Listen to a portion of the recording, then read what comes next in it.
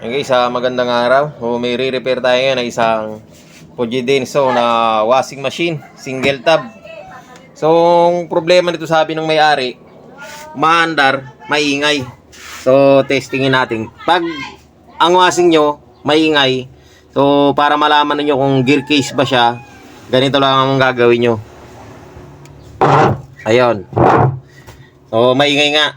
Timid lang tapos pihit, pabalik. Pag gano'n na maingay siya, ayun o. Pagka ganyan, ang problema niyan, gear case. So, papalitan lang ng gear case. So, sa ganyan, kagaya ito, tinanong na may-ari sa akin kung pag pinagawa daw ba niya, hindi na daw ba masisira pag pinapalitan ng gear case. So, pagka ganito kasi, mahirap kasing sabihin hindi na masisira kasi yung ang bago, di ba? Kahit bagong bili, nasisira.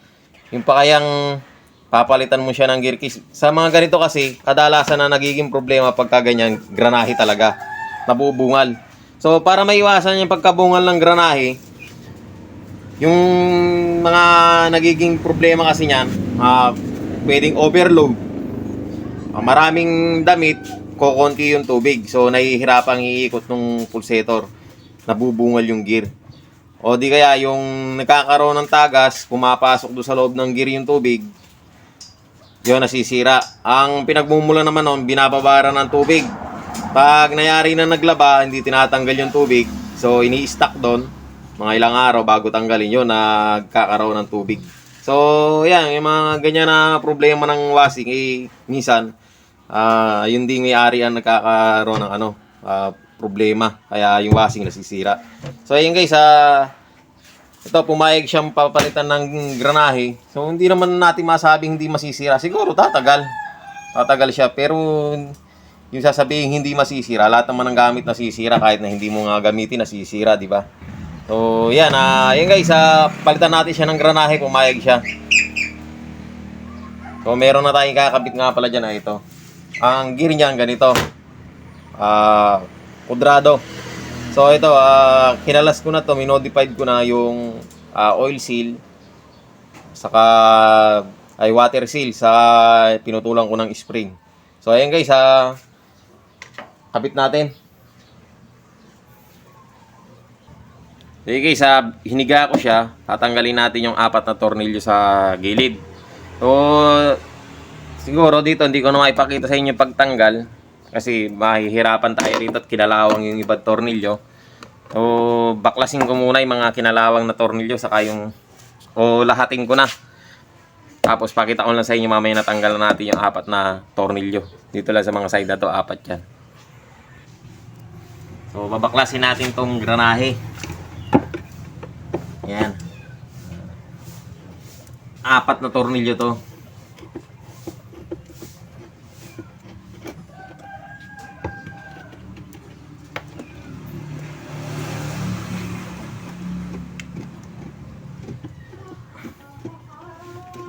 Kapag sa ganitong nagpapalit ka ng pyesa ng washing, hindi natin siya pwedeng bigyan ng guarantee o garantya. Kasi pag binili natin to sa ako kasi pag namili ako ng pyesa, wala ding warranty to pag binili namin. So kahit sa bilihan ka bumili, wala kang walang warranty. Kaya di pwedeng may warranty pag binili mo. So yung mga ibang customer kasi humihingi ng warranty. Mahirap naman, kawawa naman yung mga technician, no? Pagka ganon, bibigyan ko ng guarantee o garantya. Mamayang kwan, 1 linggo, 2 linggo, bumigay yung pyesa, kabihang namumroblema. Trabaho lang naman namin sa ganito. Isalpak yung bago naman to. So, lilinisin natin tong dito para hindi tatagas. May mga matitigas na dumi, oh. Yung sa butas niya. So, ito yung granahe niya. Yan. Papalitan natin to. Ayun, oh, sabi ko sa inyo, square, eh.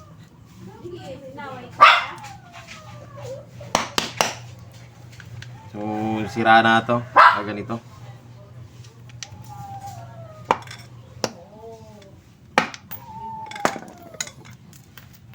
Yun guys, papalitan natin.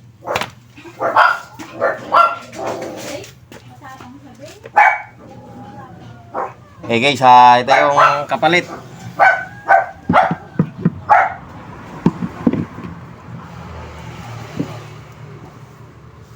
So itatapat lang natin yung butas.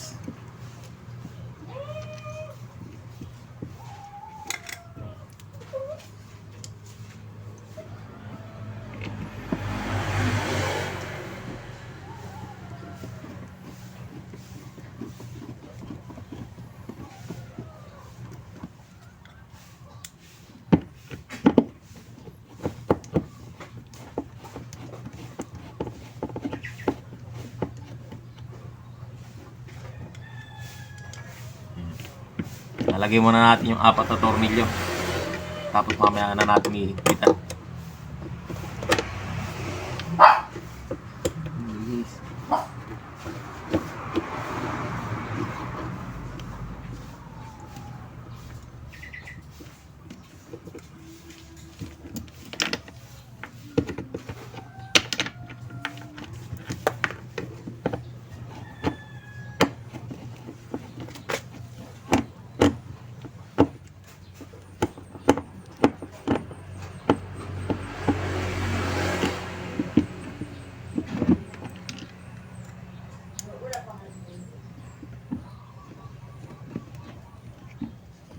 Pala diretso.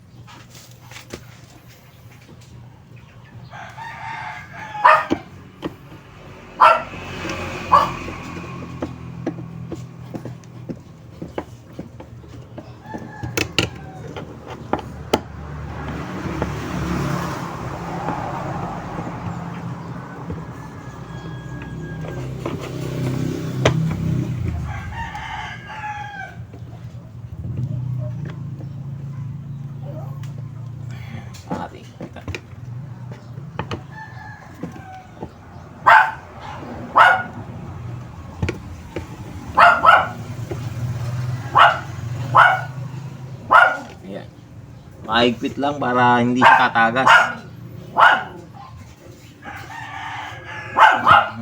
Ingay naman ng mga aso na to, tahol ng tahol.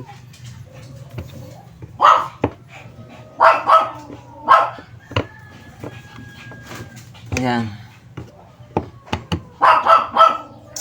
Okay na, naikabit na natin. Meron lang naman siya kadali kabit. Ang mahirap lang dito sa pagtatanggal ng tornilyo kasi kadalasan sa wasing, kinakalawang yung mga tornilyo, lalo na yung nasa mga gilid niya. Yung 4 na tornilyo sa gilid, yun ang madalas na kinakalawang dyan. Tapos yung gitna, yung pulsator niya, minsan mahirap tinatanggal ang tornilyo doon. O kadalasan mahirap tinatanggal. So, yun lang ang ano yan. Pero yung pagkakabit ng gear, madali lang. So, ikakabit na natin, kakasana natin, tapos testingin natin mamaya.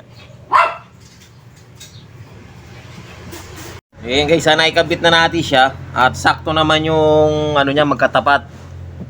Pulley ng makina saka yung gear dito sa gear case. Yung pulley sa gear case. Ngayon, kakabit natin tong belt. May problema to eh. Ito ang malaking problema nito eh. Mahigpit. Ayan o. O ayan. Mahigpit ang belt. So, ito yung original niyang belt. Pero nung nagpalit tayo ng granahe o gear case, humigpit. Humigpit yung belt niya. So, okay sana yan kung merong adjustan dito. Ang problema, itong kanya nakapix pa. Hindi siya gumamit ng tornilyo dito sa ilalim na ano.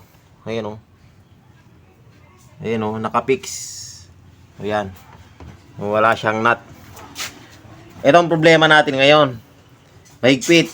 So, pwede magpalit tayo ng belt. Kaya lang, lalaking gastos nung may-ari. Siyempre, gear lang ang problema, tapos papalitan mo ng belt, so magagalit yun.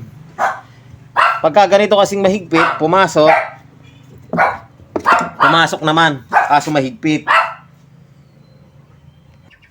Ang tendency kasi nitong mahigpit na belt, maaaring masira yung gear, ito, o maaaring masira yung makina, yung bushing. Pagka ganyan na mahigpit. So, hindi dapat pagpilitan ng ganyan. Kasi, maninira pagka ganon. So, maaaring magamit ng may-ari ng mga ilang gamitan. So, bibigay yung ano nito. Pwedeng yung bushing dito, pwedeng yung gear ang masira. So, ngayon, ang gagawin natin dyan, subukan natin ipalitan tong pulley. Ibalik natin yung pulley nung dati niyang granahe. So, kakalasing muna natin ito. Tanggalin natin itong pulley. Naklas ko ulit.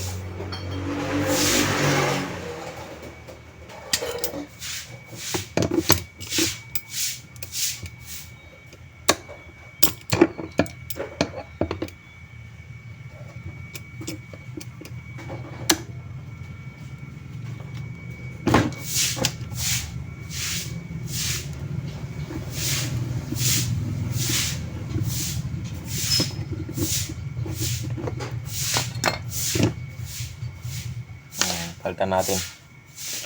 Ito yung babalik natin. Pumasok.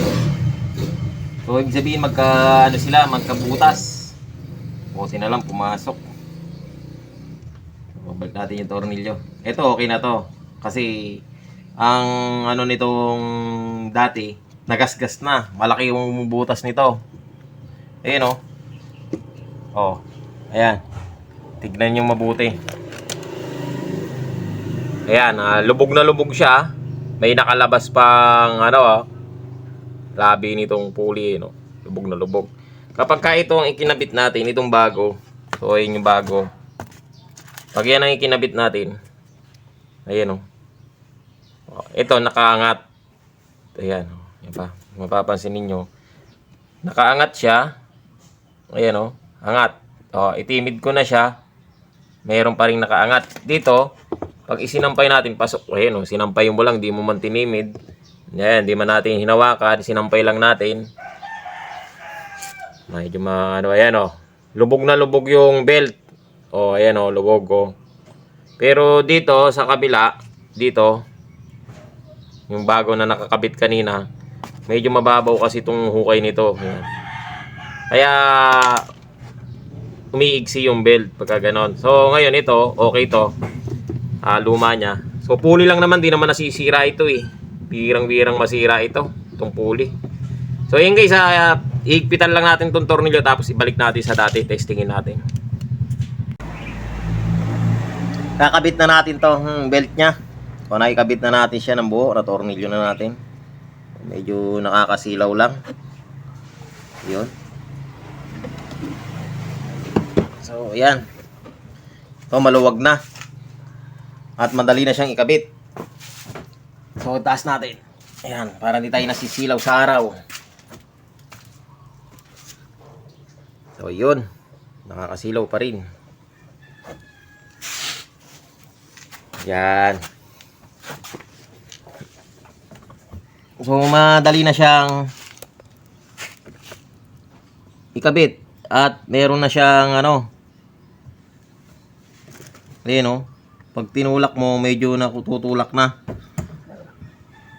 Medyo maluwag na. At bumalik na siya sa normal. So, ayun guys, pwede na natin itong gamitin o testingin.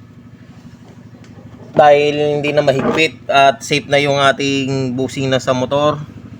At dito sa may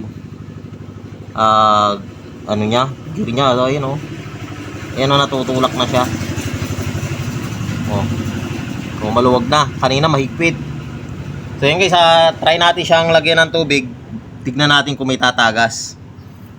Gamitin natin. Okay guys, nilagyan na natin siya ng damit. At tubig.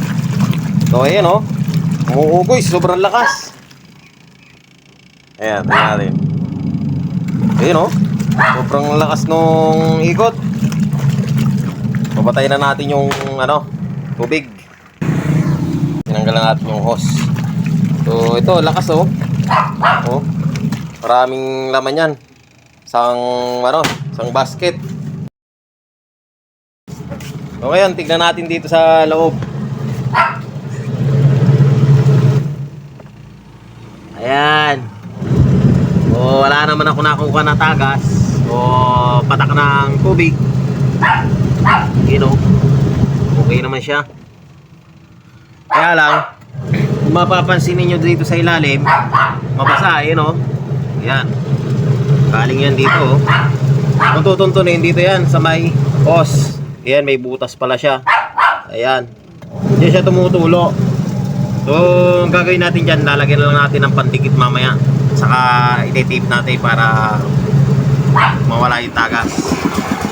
Lagyan natin ng pamakat. Wala naman ako nakikita ng okay naman yung ikot niya. Ganda nga ang ikot eh. At normal lang. Pero malakas. Yan guys, okay na itong asking na ginagawa natin. So sana nakatulong sa inyo yung video na to. At maraming salamat sa panonood.